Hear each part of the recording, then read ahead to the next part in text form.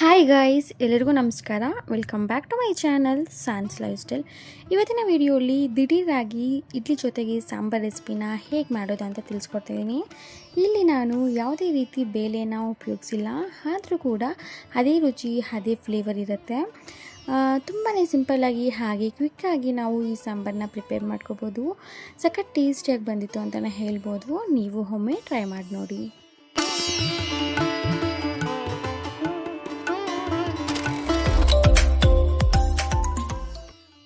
ಮೊದಲಿಗೆ ಇಲ್ಲಿ ನಾನು ಒಂದು ಪ್ರೆಷರ್ ಕುಕ್ಕರ್ನ ಇಟ್ಕೊಂಡಿದ್ದೀನಿ. ಪ್ರೆಷರ್ ಕುಕ್ಕರ್ ಆದ ನಂತರ ಇದಕ್ಕೆ ನಾನು ಒಂದು ಈರುಳ್ಳಿನ ಹಾಕ್ಕೋತಾ ಇದ್ದೀನಿ. ಹಾಗೆ 2-3 ಹಸಿಮೆಣಸಿನ್ಕಾಯಿನ ಸಹ ನಾನಿಲ್ಲಿ ಸೇರಿಸ್ಕೊತಾ ಇದ್ದೀನಿ. ಹಾಗೆ 2-3 ಟೊಮ್ಯಾಟೋನ ಸಹ ನಾನು ಪ್ರೆಷರ್ ಕುಕ್ಕರ್ಗೆ ಸೇರಿಸ್ಕೊತಾ ಇದ್ದೀನಿ. ಈಗ ಇದಕ್ಕೆ ನಾನು ರುಚಿಗೆ ತಕ್ಕಷ್ಟು ಉಪ್ಪು ಹಾಗೆ ಸ್ವಲ್ಪ ಅರಿಶಿನ ಪುಡಿನ ಹಾಕ್ಕೊಂಡು ಒಮ್ಮೆ ಚೆನ್ನಾಗಿ ಮಿಕ್ಸ್ ಮಾಡ್ಕೋತಾ ಇದ್ದೀನಿ. ಇದಕ್ಕೆ ನಾನು 1 ಕಪ್ ಆಗುವಷ್ಟು ನೀರನ್ನು ಹಾಕ್ಕೊಂಡು ಒಮ್ಮೆ ಚೆನ್ನಾಗಿ ಮಿಕ್ಸ್ ಮಾಡಿಬಿಟ್ಟು ಇದನ್ನು ನಾವು 3-4 ವಿಸಿಲ್ನ ನಾವು ತರಿಸ್ಬೇಕಾಗುತ್ತೆ. ಹಾಗೆ ಇಲ್ಲಿ ನಾನು 1.5 ಸ್ಪೂನಷ್ಟು ಕಡಲೆ ಹಿಟ್ಟನ್ನ ಡ್ರೈ ರೋಸ್ಟ್ ಮಾಡ್ಕೋತಾ ಇದ್ದೀನಿ. ಇಲ್ಲಿ ನಾವು ಯಾವುದೇ ರೀತಿ ಬೇಳೆನ ಉಪಯೋಗಿಸ್ತಾ ಇಲ್ಲ. ಈ ಕಡಲೆ ಹಿಟ್ಟನ್ನು ಚೆನ್ನಾಗಿ ಹುರಿದು ಸಾಂಬಾರಿಗೆ ಹಾಕೋದ್ರಿಂದ ದಿಢೀರಾಗಿ ನಾವು ಮಾಡ್ಕೋಬೋದು. ಯಾವುದೇ ರೀತಿ ಬೇಳೆ ನೆನೆಸೋದು ಬೇಡ, ಬೇಯಿಸೋದು ಬೇಡ, ಏನು ಸಹ ಬೇಕಾಗಿರಲ್ಲ. ಈ ರೀತಿ ನಾವು ಕಡಲೆ ಹಿಟ್ಟನ್ನ ಡ್ರೈ ರೋಸ್ಟ್ ಮಾಡಿಕೊಂಡು ಅದಕ್ಕೆ ಸೇರಿಸ್ಕೊಂಡ್ರೆ ಅದೇ ರುಚಿ ಮತ್ತು ಅದೇ ಫ್ಲೇವರ್ ಸಿಗುತ್ತೆ ಅಂತಲೇ ಹೇಳ್ಬೋದು ಗೈಸ್.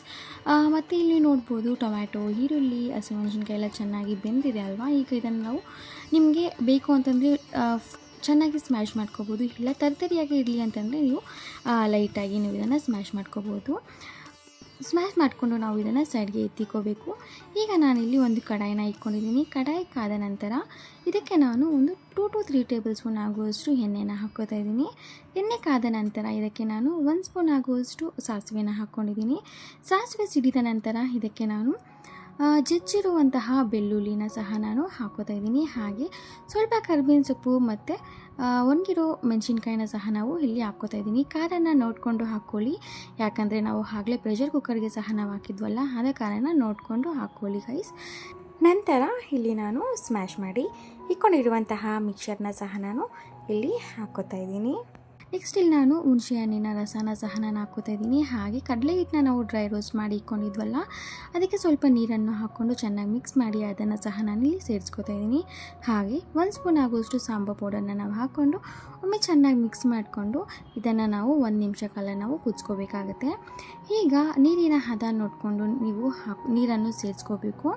ನಾನಿಲ್ಲಿ 1.5 ಗ್ಲಾಸಷ್ಟು ನೀರನ್ನು ಹಾಕ್ಕೋತಾ ಇದ್ದೀನಿ. ಕಡಲೆ ಹಿಟ್ಟು ಮಿಕ್ಸ್ಚರ್ನ ಆ್ಯಡ್ ಮಾಡ್ಕೊಂಡಿದ್ದೀವಲ್ಲ, ಅದಕ್ಕೆ ಇದು ಗಟ್ಟಿ ಆಗೋ ಚಾನ್ಸಸ್ ಇರುತ್ತೆ. ಆದ ಕಾರಣ ನೀವು ನೀರನ್ನ ಸ್ವಲ್ಪ ಜಾಸ್ತಿ ಹಾಕ್ಕೊಂಡ್ರೆ ಚೆನ್ನಾಗಿರುತ್ತೆ ಅಂತಲೇ ಹೇಳ್ಬೋದು ಗೈಸ್. ಇಲ್ಲಿ ನಾನು 1.5 ಗ್ಲಾಸಷ್ಟು ನೀರನ್ನು ಹಾಕ್ಕೊಂಡು ಇದನ್ನು ನಾನು ಒಂದು 5 ನಿಮಿಷ ಕಾಲ ನಾನು ಚೆನ್ನಾಗಿ ಕುದಿಸ್ಕೋತಾ ಇದ್ದೀನಿ.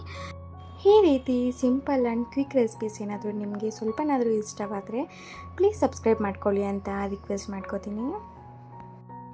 5 ನಿಮಿಷ ಆದ ನಂತರ ಇದ್ದೀನಿ. ಇಲ್ಲಿ ನೋಡ್ಬೋದು ನೀವು ಪರ್ಫೆಕ್ಟಾಗಿ ಸಾಂಬಾರು ರೆಡಿಯಾಗಿದೆ ಅಂತಲೇ ಹೇಳ್ಬೋದು. ಲಾಸ್ಟಲ್ಲಿ ಸ್ವಲ್ಪ ಕೊತ್ತಂಬರಿ ಸೊಪ್ಪನ್ನ ನಾನು ಹಾಕ್ಕೋತಾ ಇದ್ದೀನಿ. ಹಾಕ್ಕೊಂಡು ಒಮ್ಮೆ ಚೆನ್ನಾಗಿ ಮಿಕ್ಸ್ ಮಾಡಿಕೊಂಡು ನಾವು ಇದನ್ನು ಸರ್ವ್ ಮಾಡ್ಕೋಬೋದು. ತುಂಬಾ ಈಸಿಯಾಗಿ ಸಿಂಪಲ್ಲಾಗಿ ಮಾಡ್ಕೋಬೋದು ಅಂತಲೇ ಹೇಳ್ಬೋದು ಗೈಸ್. ನೀವು ಒಮ್ಮೆ ಟ್ರೈ ಮಾಡಿ ನೋಡಿ. ಟೇಸ್ಟ್ ಅಂತೂ ತುಂಬಾ ಚೆನ್ನಾಗಿ ಬಂದಿತ್ತು. ಇಡ್ಲಿ ಜೊತೆ ಅಂತೂ ಸಖತ್ತಾಗಿರುತ್ತೆ ಅಂತಲೇ ಹೇಳ್ಬೋದು. ಹಾಗೆ ಇದು ಈ ಸಾಂಬಾರನ್ನ ನಾವು ಬಿಸಿ ಬಿಸಿ ಅನ್ನ ಜೊತೆ ಸರ್ವ್ ಮಾಡಿಕೊಂಡ್ರೂ ತುಂಬಾ ಚೆನ್ನಾಗಿರುತ್ತೆ. ನೀವು ಒಮ್ಮೆ ಟ್ರೈ ಮಾಡಿ ನೋಡಿ.